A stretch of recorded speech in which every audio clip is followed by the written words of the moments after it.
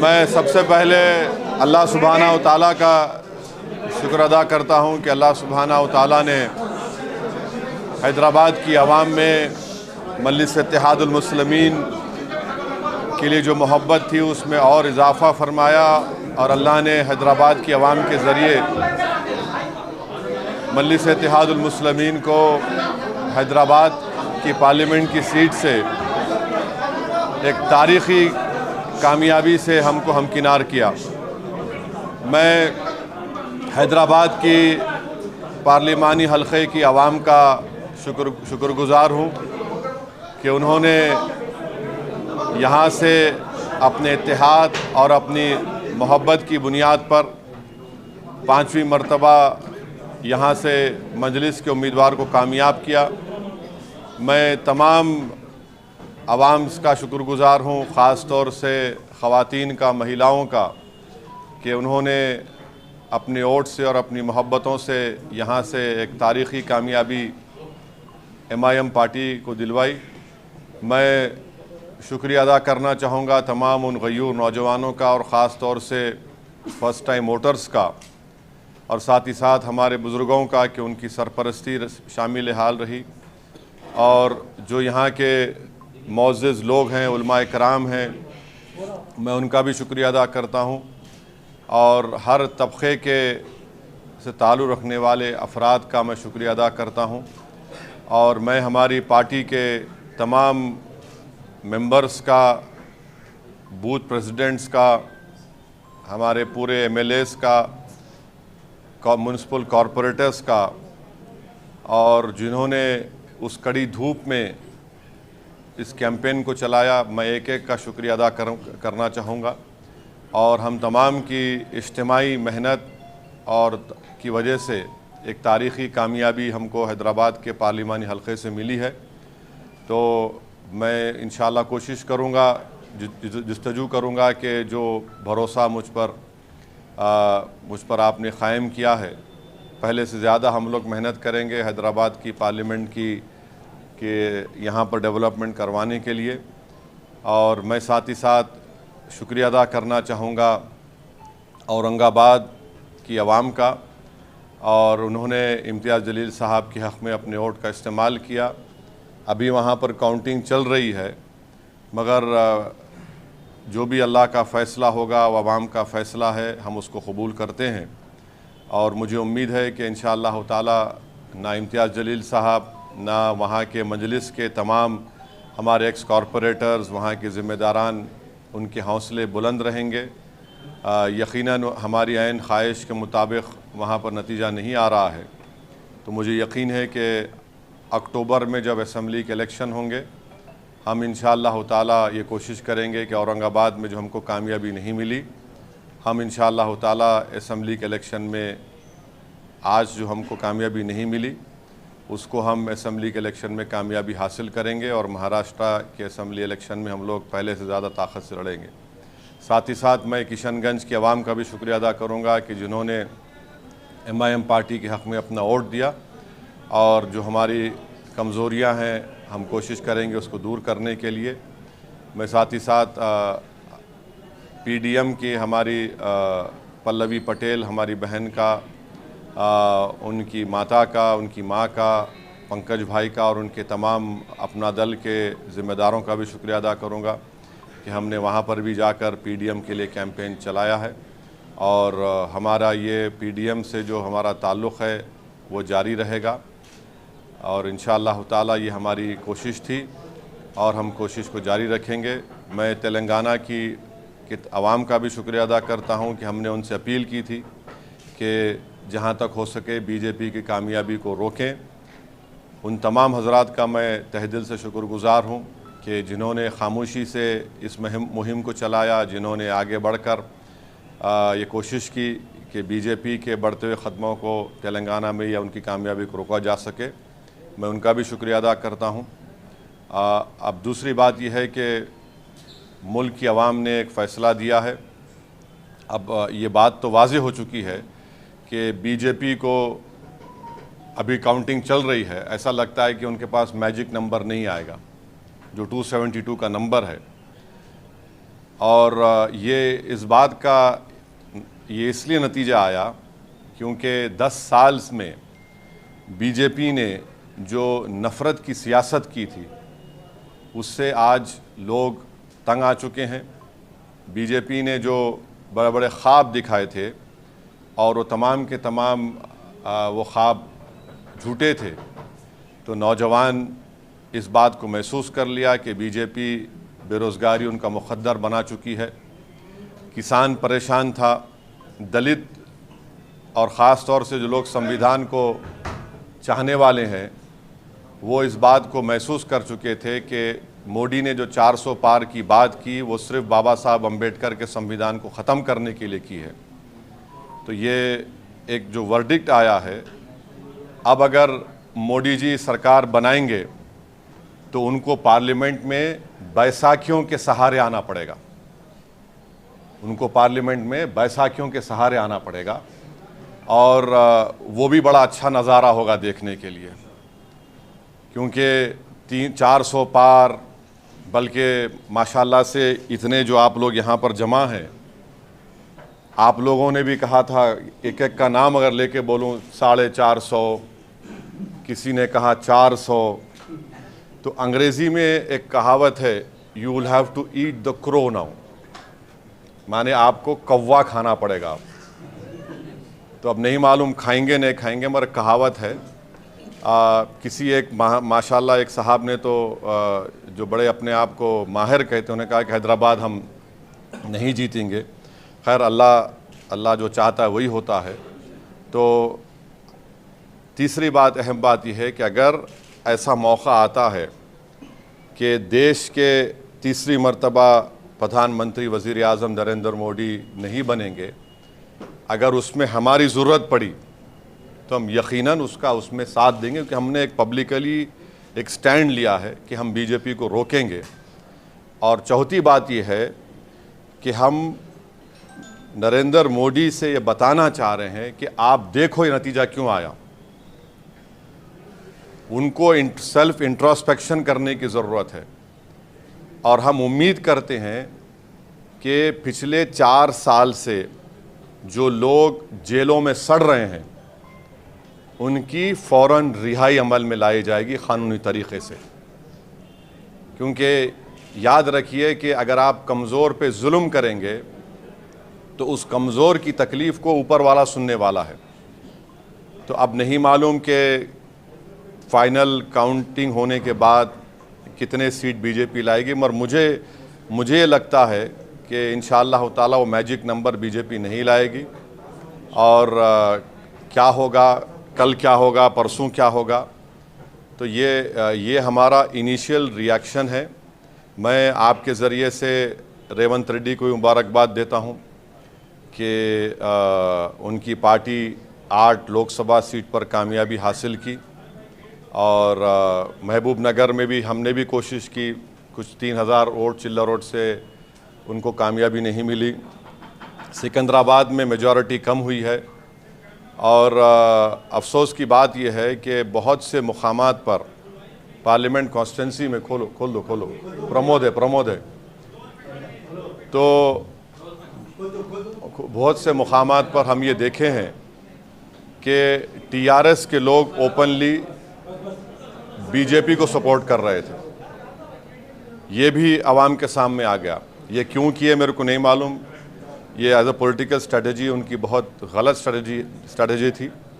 अब इसका क्या खमियाजा उनको अदा करना पड़ेगा वो जानते हैं, मगर ये बात फैक्ट है। तो ये 4-5 चीज़ें मुझे आप तक कहना था। अब आपके पास कोई सवाल, एक सुनिए, आपके पास 5 से 10 मिनट का वक़्त है। मेरे को नमाज़ पढ़ना है मगरिब की, बशीर साहब को भी पढ़ना है और मगरिब का नमाज का वक्त जल्दी ख़त्म हो जाता। तो आराम से एक एक करके। अब एनडीए को कम आया ना, बीजेपी को ऐसे पार्टी इसको मेजॉरिटी नहीं आया, आप सोचते हैं भाई इंडिया बाय डिफॉल्ट इसको किसको बुलाना चाहिए? अभी इसको ऊपर तो खुद का मेजॉरिटी आया नहीं। देखिए नहीं, देखो राम, ऐसा है ना कि अभी तो फाइनल काउंटिंग ख़त्म नहीं हुई, अभी भी चल रही है काउंटिंग। नहीं, काउंटिंग होने के बाद क्या होगा जब बोल सकते हैं हम, अभी बहुत जल्दी होगा। क्या आप इंडिया अलायंस के साथ जाने के लिए तैयार हैं? क्या बातचीत? हम इंडिया अलायंस का हिस्सा नहीं है। अगर ऐसा सिचुएशन अराइव होता है जहां पर एक नॉन बीजेपी का आदमी, नॉन एनडीए का आदमी या महिला प्रधानमंत्री बनने का सामने आएगा तो हम यकीनन उस बारे में साथ देंगे उनका, मगर वो नहीं मालूम होगा नहीं होगा। हाँ बोलिए प्रमोद साहब। सर, पूरे इलेक्शन के दौरान आपने देश भर में घूम के जो बीजेपी के खिलाफ बोला, ये जो रिजल्ट आया है उसको आप कैसे देख रहे हैं? क्योंकि आप हर जगह जाके देखिए एक तो ये कि 10 साल का इनकी नाकारकर्दगी, इनके झूठे वादे, जो सुनो भाई सुनो, जो नेशनलिज्म के नाम पर उन्होंने जो धोखा दिया और चीन के बारे में नरम रवैया, बेरोजगारी, किसान, महंगाई, और जो प्राइम मिनिस्टर और बीजेपी की तरफ से जो कम्युनल अगली कैंपेन चलाया गया, उसका नतीजा आज आप देख रहे हैं। उसका नतीजा आज आप देख रहे हैं। जैसा हैदराबाद में वाहियात किस्म का कैंपेन बीजेपी ने चलाया, बिल्कुल वाहियात किस्म का, उससे बढ़कर ज़्यादा वाहियात नरेंद्र मोदी ने कैंपेन करवाया। बस ऐसा दिख रहा था कि इस देश में मोदी की नज़र में सिर्फ मुसलमान ही वोट देने वाले हैं, कोई दूसरा देने वाला नहीं है। हर भाषण में उन्होंने एक एक चुन चुन के इस तरह की वाहियात बातें की, और तारीख उनके भाषण को हमेशा याद रखेगा।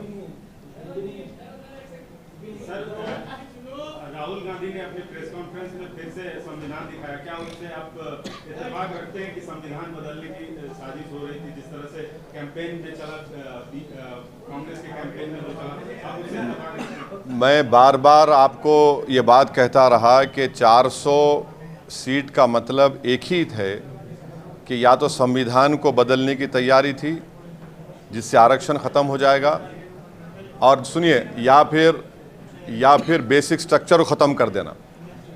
और आर्टिकल 29-30 के तो बीजेपी बरसों से खिलाफ है, जो कल्चर का प्रोटेक्शन और माइनॉरिटी के एजुकेशन इंस्टीट्यूट को प्रोटेक्ट करने का राइट देता है। तो ये है, संविधान अगर रहेगा तो इससे सबको फ़ायदा है ना। एक डॉक्यूमेंट है, उसमें फंडामेंटल राइट्स है, और हमेशा शुरू से आरएसएस देख लीजिए आप, पिछले 90 साल से आरएसएस हमेशा कॉन्स्टिट्यूशन को अटैक करती है। सर, आपके पड़ोसी राज्य में आपके दोस्त, कई बार उनको दोस्त कह चुके हैं, जगन मोहन रेड्डी को आपके दोस्त बुरी तरह हार गए, उस पर कुछ कहना है?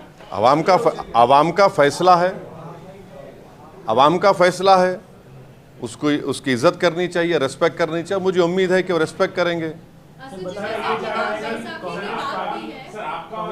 हाँ हाँ, बताया जा रहा है कि कांग्रेस पार्टी इंडिया अलायंस कोशिश कर रही है, चंद्रबाबू नायडू। मेरे को नहीं मालूम। देखिए मैं उसका अलायंस का हिस्सा नहीं हूँ, मैं उसका जवाब नहीं दे सकता। लेकिन आप पॉलिटिशियन हैं सर, आप इतने सालों तक पार्लियामेंट में हाँ, रहे हैं, ठीक। आप पॉलिटिशियन हैं। एक पॉलिटिशियन की सोच क्या कहती है कि ये जो सियासी सूरत हाल बना है उसमें क्या होना चाहिए, क्या हो सकता है? पॉलिटिकल पंडित के तौर पे पूछ रहा है। नहीं, मैं पॉलिटिकल पंडित नहीं हूँ, पंडित आप हैं महाराज। हाँ हाँ हाँ। अब आपको कैसे लग रहा है कि यूनिफॉर्म सिविल कोड हो या फिर सीएए की बात हो, ये बड़े मुद्दे हैं? एक बात याद रखिए, एक बात याद रखिए, आप लिख के रख लीजिए, अब देश में प्रोटेस्ट होगा, इसको आप नहीं रोक सकेंगे। आप देखेंगे किसान का एक मामला है, महाराष्ट्र में मराठा रिजर्वेशन है, ये सब चीज़ें हैं। आप किसी को, अगर आप बिल्ली को भी अगर आप एक कमरे में बंद करके ढक लेंगे ना दीवार की तरफ, तो बिल्ली कमरे में भागेगी, मगर एक वक्त आएगा बिल्ली अपना प्रोटेक्शन खड़े हो जाएगी। तो ये 10 साल का ये उनका नतीजा, और ख़ास तौर से 5 साल में जो उनका रवैया रहा है, तो बैसाखियों का आप लिटरल मीनिंग मत ले लीजिए। मैं सबको शहद हाँ, बीजेपी के खिलाफ क्या टीडीपी को, नीतीश कुमार को आना चाहिए? मैं कैसा बोलूँगा? मैं उस पार्टी का, अरे मैं उस पार्टी का नहीं हूँ भाई। मैं उस पार्टी का नहीं हूँ, मैं नहीं बोल सकता सवाल। सर, आप कांग्रेस पार्टी का हमेशा विरोध करते रहे हैं, लेकिन कांग्रेस पार्टी में सोनिया गांधी की आप हमेशा इज्जत करते रहे हैं। क्या सोनिया गांधी आपको व्यक्तिगत तौर पे इनवाइट करती है इंडिया अलायंस में, तो आप जाएंगे? मैं केसीआर की भी इज्जत करता हूँ, करते रहूँगा। उसमें उससे इज्जत करने में बुरी बात क्या है? नहीं, सुनिए, अरे देखिए ना कि ये मैं इंडिया अलायंस का हिस्सा नहीं हूँ। हम नहीं, अगर निमंत्रण दिया जाता है, सोनिया गांधी आपको बाइज्जत इनवाइट करती हैं, तो आप आएंगे? अरे आप ये समझ रहे मेरी इज्जत नहीं है अभी? फिर बाहर क्या बात है? 3,47,000 से हैदराबाद की आवाम ने हमको कामयाब किया, ये सबसे बड़ी इज्जत दौलत है मेरे लिए। अब मैं देखिए, ये मेरे लिए बहुत काफ़ी है।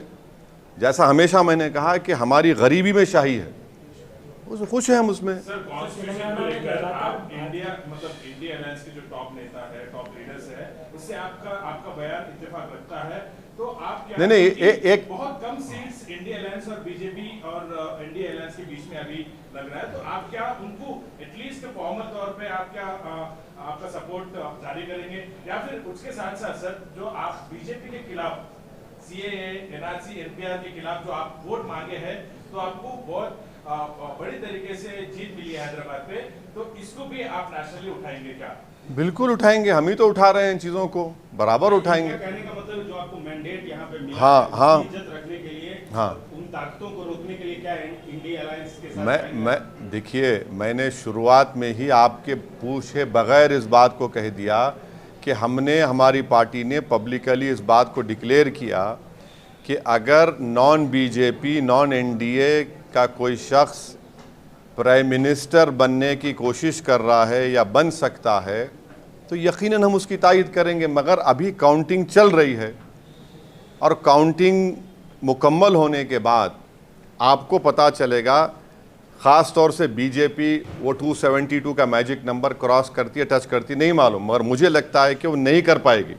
सर, आप बीजेपी को रोकने की बात कर रहे हैं, लेकिन लगातार चाहे असेंबली चुनाव हो, म्युनिसिपल हो, या फिर अभी के लोकसभा, सुनिए एक बात तो साबित हो गई ना कि इस देश में मुस्लिम वोट बैंक नाम की कोई चीज़ कभी थी ना कभी रहेगी।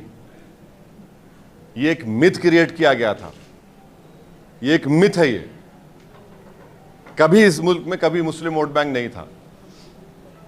ये खामखा ये लोग पुकारते थे और हमारी कम्युनिटी खुश होती थी। कभी था ही नहीं, ना कभी रहेगा। सर, आप मुस्लिम वोट बैंक की बात कर रहे हैं, सबसे ज्यादा मुस्लिम पाए जाते हैं उत्तर प्रदेश में। उत्तर प्रदेश का आप रिजल्ट कैसा देखते हैं? वहाँ पे 40 से ज्यादा एसपी प्लस को मिलना और 40 से कम बीजेपी को मिलना, ये आंकड़े आप कैसा देखते हैं? और आप भी तो उत्तर प्रदेश में उतना आप कैंपेनिंग किए, तो आपका फिर नहीं तो एक बात सुन लीजिए, पूरा डेटा आने दीजिए। कितने सोशल ग्रुप्स, ओबीसीज, मुसलमान और दलित में जाटव है, पासी है, वाल्मीकि, कितने लोग वोट दिए, उसके बाद जवाब दे सकते हैं। मगर रिजल्ट तो आया ना। सर, तेलंगाना में 8 सीटें जीत गई बीजेपी। हाँ, आपके सूबे तेलंगाना में 8 सीटें बीजेपी जीत गई, क्या कहना है? अभी और कम हो जाएगा, कल से आप देखेंगे उनकी ताकत कम हो जाएगी। किसकी ताकत? बीजेपी की तेलंगाना में। नहीं, उनकी भी कम होंगी, आप फिक्र मत करिए। आप देख लीजिए, जो बाजा बजाए थे 400 पार का, तब लोग अंदाज़ा कर लिए। बाज़ लोग उसमें आ गए बातों में, तो अब उनको अंदाज़ा हो गया। आप कल से देखेंगे कि कल से पूरा जितना बुखार था ना, बुखार था या जो क्या बोलते वो तेलुगु में क्या बोलते, हाँ नहीं भानुमती क्या बोलते, उतारते ना वो, हाँ सब उतरेगा, कल से सब उतरेगा। अब ठेठ हैदराबादी ज़बान में तो मस्ती चढ़ गई थी, देखो आप बोलते नहीं, वो सब आप कल से देखो आप क्या क्या होने वाला। ये जो गर्दन मोटी हो गई थी ना सबकी कि हम ही बोले तो सब सही है, और माशाल्लाह से आप लोग तो उसको प्रमोट भी किए, एक आदमी प्रमोट किया उसको। माने मेरे को, जब मैं अभी टीवी देख रहा था अकबर के साथ, हम अकबर जो है काफ़ी उनका बारीक देखते हैं उन्होंने, उन्होंने 4-5 चैनल दिखाए। मैं बोला क्या दिखा रहे? तो बोले देखो एंकर की, देखो आप चेहरे पे कितनी तकलीफ है। 5-6 एंकरों को देखा मैं, इतनी तकलीफ क्यों है आपके एंकर्स को? अरे खुशी मनाइए, देश की जनता का फैसला है। आपके घर में तो चिराग जल रहा है ना, या कुछ आपको तो नुकसान हो गया, मेरे को नहीं मालूम। एक एंकर इतना ऐसा उदास लग रहा है कि भाई कि ऐसा दिख रहा है कोई घर में उनके कुछ हो गया, हादसा हो गया। पब्लिक का वर्डिक्ट है। हम उम्मीद करते हैं कि पूरे एंकर्स को रात में अच्छी नींद आएगी। अगर नहीं आएगी तो फिर आप कुछ इंतजाम करिए। इस इलेक्शन कैंपेन में कई सारे इंतजाम हैदराबाद शहर में आपके खिलाफ नहीं, पूरे के पूरे हैदराबाद को ही आ गए थे और हैदराबाद की आवाम बोली हौरे, हैदराबाद की आवाम बोली हौरे, हैदराबाद की आवाम बोली हौरे, नहीं बोले तो नहीं सुनते। दिखा दिए, पूरा दिखा दिए ना। आप देखो, ये एक तारीखी कामयाबी। मैं शुक्रगुजार हूँ, मेरे पास अल्फाज नहीं है कि बस एक ही तकलीफ़ है कि मेरा बाजू इम्तियाज़ जलील मेरे साथ नहीं होगा औरंगाबाद में, और हम उम्मीद कर रहे थे कि सीमांचल की लड़ाई को हम पार्लियामेंट में लेके जाएंगे, मगर सीमांचल लड़ाई हमारी चलते रहेगी। हम देखेंगे क्या कमज़ोरी। हमारे माजिद साहब MLA साहब भी बड़ा कोशिश किए, टीम भी सब किए। बहरहाल मैं एक हमारे पार्टी के मेंबर्स का शुक्रगुजार हूँ कि इतनी गर्मी में कैंपेन किए, गैर मामूली गर्मी थी, और इतनी शिद्दत की गर्मी में भी हैदराबाद के वोटर्स निकल कर वोट डाले, और मैं उनको भी शुक्रिया अदा करता हूँ, उनका सलाम करता हूँ। और ऐसे कई लोग हैं जिनको ना मैं जानता हूँ ना उनका पहचानता हूँ, मगर जो दुआएं भी किए, जो मेहनत किए, मेरे पास अल्फाज नहीं है कि कैसे उनका शुक्र अदा करूँ। बस मैं दुआ कर सकता हूँ कि अल्लाह उनको सलामत रखे और अल्लाह हमको एक और हमारे जज्बे में इखलास दे कि हम उनके भरोसे पर उतरें, और हमारी लड़ाई जारी रहेगी फ़िरका परस्त ताकतों के साथ इंशाअल्लाह ताला। बस एक सवाल मेरा, जैसे TMC की बात अगर हम करते हैं, बंगाल में हो या फिर पंजाब की बात करें, तो किस तरीके से आपको लग रहा है कि रुख किस और जा रहा है, और जितने कॉन्फिडेंस के साथ भाजपा मैं देखिए यूसुफ पठान जीत गए, उनको मुबारकबाद देता हूँ। नहीं, मेरे पार्टी का पूछिए ना, मेरे कैसा, मैं यूसुफ पठान जीते उनको मुबारकबाद दूंगा। वो एक काबिल कैंडिडेट है, उनके वालिद मरहूम के साथ मैं MP था, मुनव्वर हसन साहब के साथ, उनकी बेटी कामयाब हुई, उनको मुबारकबाद देता हूँ। चंद्रशेखर आज़ाद रावण कामयाब हुए नगीना से, मैं उनको मुबारकबाद देता हूँ। शायद इमरान मसूद भी सहारनपुर से कामयाबी मिली, उनको मुबारकबाद देता हूँ। हमारे रामपुर से मौलाना नदवी साहब कामयाब हुए, हम उनको मुबारकबाद देते हैं। तो यही है, अब इतना ही बोल सकते हैं। अब ये दूसरी पार्टियों का कैसा बोलेंगे? सर, कोalition की जो सरकार बनने वाली है उस पे आपका क्या राय है? प्रधानमंत्री जी अभी संबोधित करने वाले हैं, he is going to speak to the nation, and what would be your demands? Because I don't see. Let us first wait for the final vote to be counted. Then only you and me can form an opinion how is right. As we speak right now, the counting is being still done. We don't know the exact number, but the picture is, in my opinion, I don't think so BJP will get 272. There are various rumors within BJP. We don't know what will happen. NDA or BJP? No, within BJP we don't know what will happen. There are various. See, these are all hearsay. It might be hearsay. We don't know what will happen. What will happen? There will be any clash? Huh? No, I don't know what will happen. Maybe you know better because you're close to them.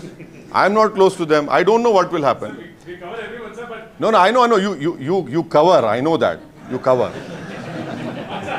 what would be a demand, sir? No, there is no. See, Mamata is demanding that Prime Minister should resign. you know, it will be very interesting to see Narendra Modi if he forms a coalition. Mr. Modi walking on political crutches. It will be very, very interesting to see. We don't know how he will react, what he will do, because you see, BJP has already said that this, that they'll do. If Mr. Naidu wants to be part of NDA, will he agree to it? JDU, will it agree to what Mr. Modi wants? So we'll have to see. Let us see what happens. See, sometimes there what we call, there's a popcorn moment will come. We'll have to wait and see what will happen. So do you think the BRS can come back having such a horrible electoral setback? Do you think BRS can come back? Well, I have immense respect for KCR. I will continue to respect him. And we don't know how they will do, what they will do. But I was very surprised that in many places in Telangana, they should have not compromised. But unfortunately, the news which we are getting, which you also know, every one of you know, it's an open secret. So that should not have happened. You see, there are, in a political journey, you are in power, you lose power, you lose elections, you win elections, but you continue your struggle. So I don't know what will happen. You know, they are the best judge and the masters of their own destiny. You and me cannot decide for them. We don't know what they will do.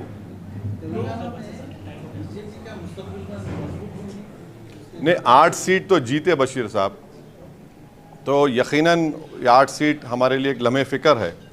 और आपको याद होगा, मैं अपनी तकरीर में जो खिलवत में तकरीर हुई थी, मैं ये सब सीटों के नामा बोला था। आप देखो, मेरी तकरीर उठा के देख लो आप, ये सब नामा बोला था मैं।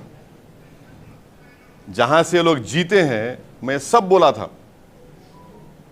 तो अब बहुत सी बातें हैं, अब हम तो अपनी कोशिश किए, मगर मुझे यकीन है कि मुस्तकबिल में ये सब चीज़ें तब्दील होंगी। No, why?